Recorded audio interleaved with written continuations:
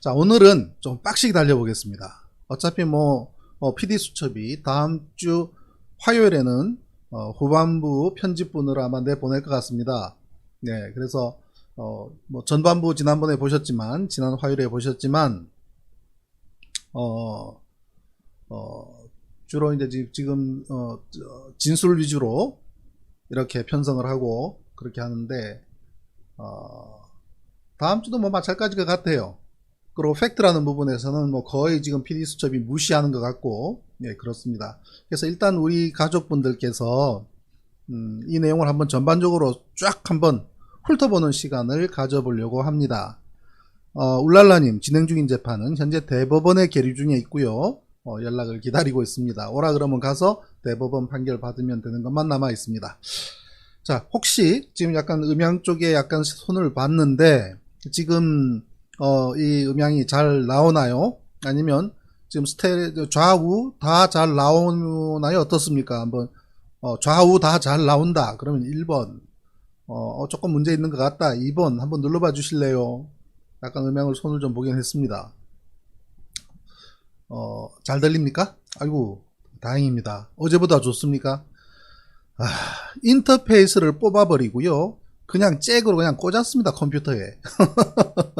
어떨 때는 그냥 가장 기본 베이스가 제일 나은 것 같다는 생각도 들어서 에이씨 인터페이스 싹 다 제거해버리고 무식하게 그냥 우리 이어폰 꽂듯이 컴퓨터에 그냥 꽂아버렸습니다. 그랬더니 괜찮은 것 같네요. 자, 그러면 오늘 말씀드릴 내용은요. 뭐가 되냐면요. 작년 7월 30일 날 항소심 재판 마지막 피고인 최후 브리핑 내용입니다. 자료는 그때 그대로고요. 맨 앞에 타이틀만 바꿨고요. 그 외의 내용은 항소심 재판 피고인 최후 진술 내용 그대로입니다. 네, 그래서 그 내용을 가지고 그대로 제가 한번 빠르게 설명을 드릴 테니까요. 분량이 너무 많기 때문에 오늘 그리고 월요일 아침에 방송하겠습니다. 월요일 아침에요. 그래서 다음 주에는 화수목금이 아니고 월화수목 방송을 하겠습니다. 다음 주에 제가 또 목요일은 서울에 올라가서 또 일을 봐야 되기 때문에 금요일 날 하면 힘들 것 같아요. 그래서 다음 주는 월화수목, 네, 그리고 오늘 절반, 그 다음에 나머지 절반은 다음 주 월요일 아침에 말씀을 드리도록 하겠습니다. 오늘하고 다음 주 월요일 두 번 들으시면 전반적인 지난 10년 재판 동안에 나왔던 대부분의 주요한 내용들은 싹 다 훑어보시게 되는 겁니다. 자, 그럼 한번 달려보겠습니다. 자, 제목이 이렇습니다. 최승호 PD 프로젝트입니다. 또 오늘 최승호 PD 또 소환했습니다.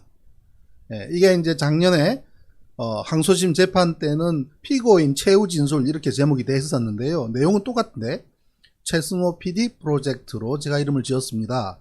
이 PD는 이제 최승호 PD니까 프로듀서의 PD입니다만 또 한편으로는 Persuading and Demanding을 제가 줄여봤습니다. Persuading and Demanding. 설득하는 것 그리고 요구하는 것. 무엇을 설득하는 그만큼 제가 오늘 이 방송을 하면서 어제에 이어서 또 최승호 PD를 소환하는 것은 그만큼 최승호 PD가 저널리스트로서 우리 사회에서 영향력도 충분히 크신 분이고 또 그만큼 MBC 사장까지 하셨잖아요. 그렇기 때문에 최승호 PD 정도 되는 분을 설득하지 못한다 그러면 그것도 참 문제겠다 싶어서 제가 진지하게 한번 우리 최승호 PD를 한번 퍼쉐이딩 설득해보고 싶은 생각이 있습니다. 만나주면 달려가서 제가 자료를 설명할 수도 있고요.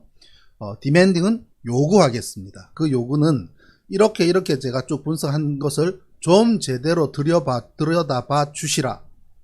적어도 시민보 기자, 네, 같이 있지 않습니까? 시민보 기자가 문제 제기한 것만큼이라도 우리 시민보 기자는 제가 굉장히 존경합니다.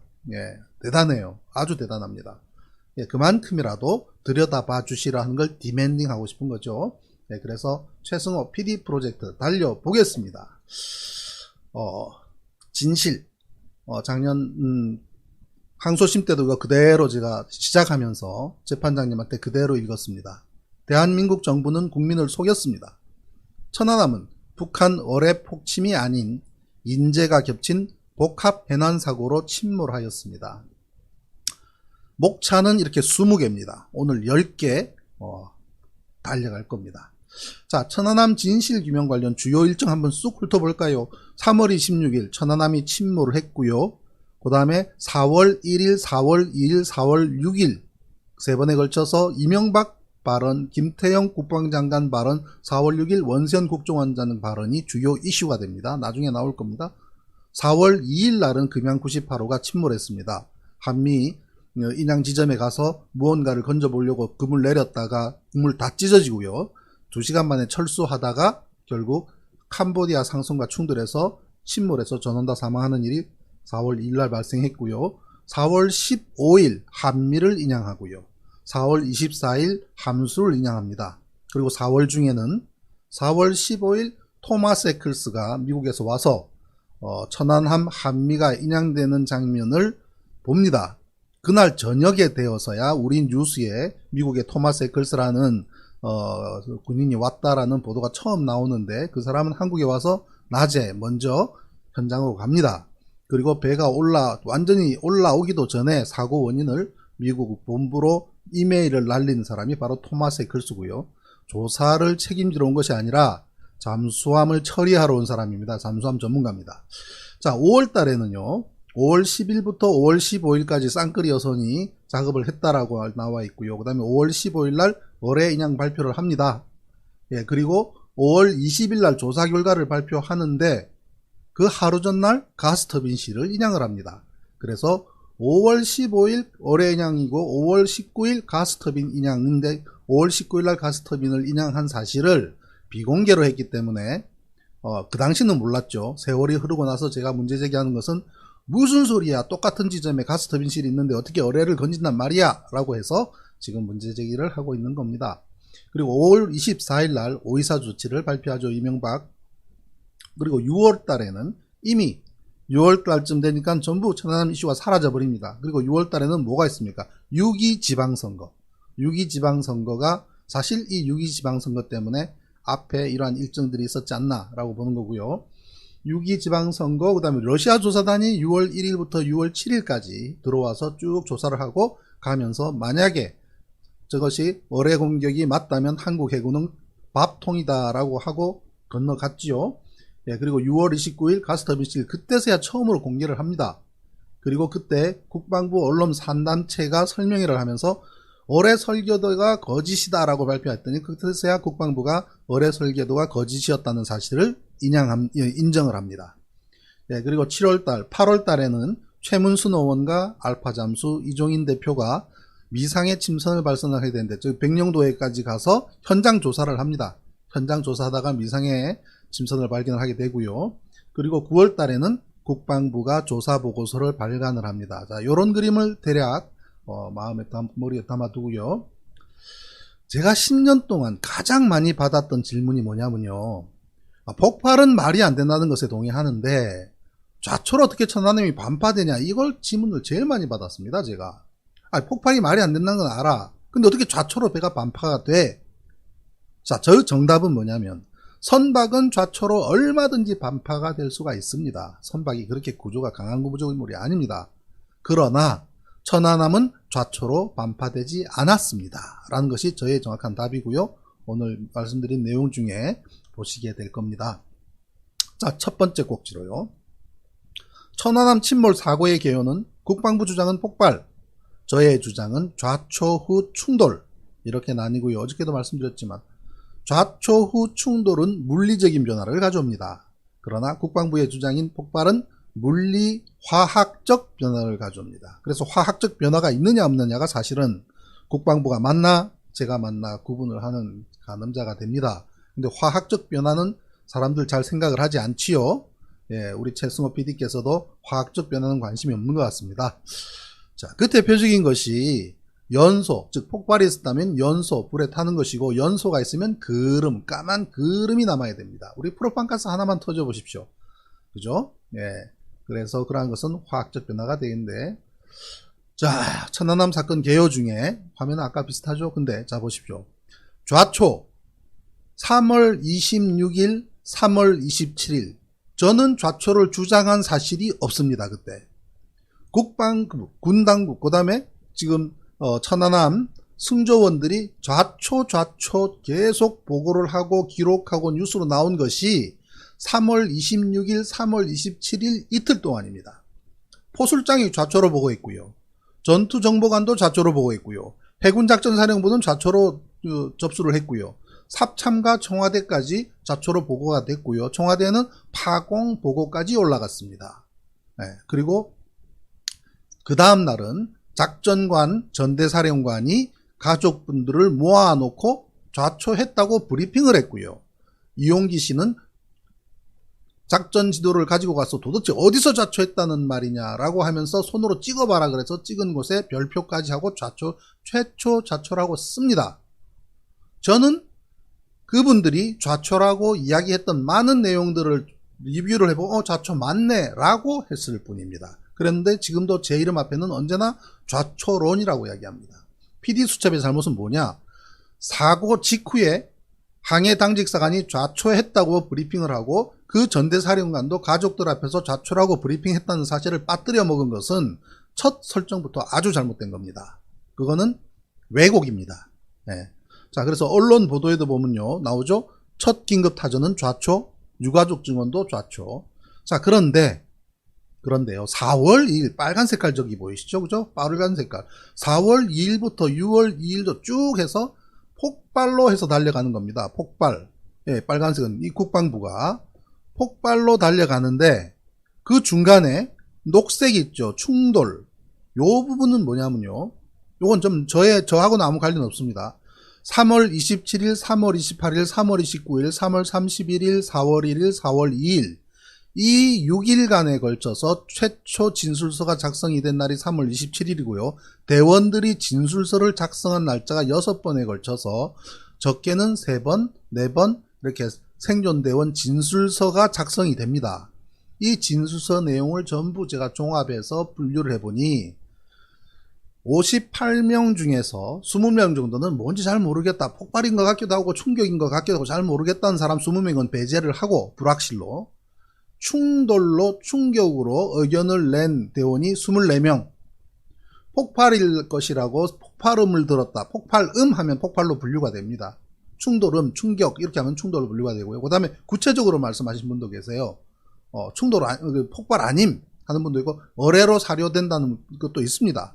그런데 어뢰 또는 폭발로 하는 의견은 어뢰가 아닐까 싶다는 정황상 어뢰거나 아니면 몇 사람이 언론해보니 어뢰라고 우리 생각해보라고 하는 그런 경우 아니면 선배한테 물어봤더니 그 어뢰 맞은 것 같다라고 이야기해서 어뢰 이런 경우 그래서 24대 14로 충돌이 압도적으로 많다라는 것이죠. 그래서 좌초 충돌 이 부분이 저는 그 진술서 내용에서 진술을 할 때 최초 사고인 좌초라고 브리핑했던 그 내용들이 진술에서 빠진 거로 봐서는 뭔가 내부에서 이야기가 있었던 것 같지만 저는 아는 바가 없습니다. 아무튼 처음에는 좌초로 열심히 브리핑을 하다가 그 다음 진술서는 충돌에 가까운 진술을 하다가 그 다음 국방부는 폭발로 달려갔던 것이 바로 천안함 사건의 개요가 되겠습니다. 자, 사고의 핵심은 한 번이 아니라 두 번의 사고입니다. 두 번의 사고, 좌초 21시 15분 그리고 충돌 21시 22분. 그런데 항해 당직 사관은 어떠한 보고도 하지 않았습니다. 처음 좌초가 됐을 때 바로 좌초를 하면 그대로 있어야 됩니다. 우리가 사람이 교통사고 나면 움직이지 말라 그러잖아요. 119 올 때까지 똑같습니다. 왜? 좌초를 하면 밑바닥이 찢어지거든요. 철판이 얇아요. 새끼손가락 두께밖에 안 됩니다. 천안함 철판이. 거기다가 알루미늄 합금이에요. 그 바다 해저상은 어떻습니까? 돌멩이도 있고 자갈도 있고 그죠? 그러면은 1200톤짜리가 눌러서 바닷물까지 먹은 채로 밀고 들어가면 바닥이 당연히 찢어지죠. 그러면 물 들어오죠. 침수 때문에 난리가 났다는 거 아니겠습니까? 그러나 항해 당직사관은 좌초했을 때 함장한테 보고하지 않았습니다. 중대한 과실입니다. 근데 그에 대한 어떤 처벌도 없죠. 왜? 좌초라는 걸 빼버리니까요. 자, 최초 보고는 반파되고 난 이후에 갑판 위에서 이루어지는데 최초 보고자는 김광보 중위 포술장입니다. 좌초로 보고합니다. 상부에. 그리고 최초 브리핑 중심 내용은 좌초입니다. 그리고 사고 당사자고 최초 진술서의 중심 내용은 진술서의 중심 내용은 충돌입니다. 브리핑 중심 내용은 좌초입니다. 이게 두 번의 사고를 발생을 하고 진술과 브리핑의 내용이 이렇게 차이가 납니다. 그리고 상황이 한 번이 아니라 두 번이라고 할 수 있는 것은 보세요. 침수되면서 5km 표류 두동강 이 한 주대 표현 안에 다 들어있잖아요. 침수됐다. 뭔 사고가 났지? 첫 번째 사고잖아요. 좌초로 인해서 선조 손상을 받은 것. 5km 표류. 그러면은 쭉 엔진이 고장이 났던 침수로 엔진 트러블이 됐던 어떻든 표류라는 것은 엔진이 뭐 정지됐다는 얘기 아니겠습니까? 그 다음에 후라는 게 뭡니까? 1차와 2차로 나뉘잖아요. 두동강, 거대한 충격. 즉, 침수되면서 표류하는 1차적인 사고가 있고, 그 다음에 두동강이 나는 이 사건이 별개의 것인지 연결되는지는 모르겠으나, 상황이 두 번이라는 거죠. 그죠? 상황이 두 번이라는 게 여기서 나오는 거 아니겠습니까? 자, 그리고 MBC, PD수첩을 요번에 만든 MBC가 9시 15분 상황이라고 하는 이 9시 15분 상황에 특종 보도를 하지 않습니까? 무얼 근거로요? 최초 상황 보고라는 문건을 입수하는데 이 문건을 준 장교가 누군지 우리 밝혀내야 돼요. 왜냐하면 그 사람 굉장히 힘들었을 겁니다. 자기 목숨 걸고 자기의 운명을 걸고 자기의 군생활의 모든 것을 걸고 중요한 서류를 MBC에 제보한 장교라고요. 우리 PD수첩은 이번처럼 그런 소설 쓸 것이 아니라 그때 MBC에 특종을 제공한 그 장교가 누군지, 그 다음에 어떤 처벌을 받았는지, 왜 그 당시에 그 문서를 제공을 했는지 등등을 취재만 하는 것만으로도 PD수첩이 박수받고 훌륭한 취재가 됐을 겁니다. MBC 특종 아닙니까? 자, 그래서 두 번의 사고 정황이 21시 15분 상황이 분명히 존재하잖아요. 그럼 21시 12분은 큰 충격으로 또 지진파 얘기가 나오듯이요. 이렇게 사고는 한 번이 아니라 두 개 번의 정황이라는 것이 있고요. 여기 보세요. 21시 15분 최초 상황 발생. 여자친구하고 전화를 하다가 갑자기 긴급 상황이 끊었던. 왜 이런 것들을 무시하냐는 말이죠. 그죠? 이거를 MBC는 반드시 들여다보십시오. 자, 그래서 동아일보는 군 기밀 전산망에 있는 자료를 내부인이 건넸다는 걸 취재를 해서 보도를 합니다. 비밀인가 취급을 받은 사람이 유출했다. 그죠? 그리고 보안상 이동식 저장 매체를 저장할 수 없게 되어 있어서 KG, 이거는 자기들 내부 통신망입니다. 접속할 수 있는 사람이 화면을 띄워놓고 프린트로 출력해서 유출한 것으로 추정된다라고까지 동아일보가 참 취재를 잘 했네요. 잘한 건 잘했다고 해줘야죠. 그랬더니 군은 처음에는 거짓말을 하다가 결국은 상황일지의 문제 존재를 인정을 합니다. 그 문건은 괴문서가 아니다라고 시인하면서 9시 15분의 경우 이미 군에서 기자들에게 다 얘기했던 것. 뭐야? 9시 15분이 군이라는 것은 이미 군에서 기자들한테 다 이야기했다면 9시 15분 상황에 대해서 설명을 해야죠. 안 해요. 진짜 황당하죠. 이건 국민을 호구로 보는 겁니다. 자기들이 9시 15분 상황이 있었다고 기자들한테 다 얘기했으니 다야? 말이 안 되잖아요. 괴문서 아니다? 거짓말하다가 시인했잖아요. 그러면은 상황이 9시 22분 이전 상황이 존재하는 거에 대해서 설명을 하고, 근데 그거는 무시해버려요. 지금까지. 너무 황당합니다.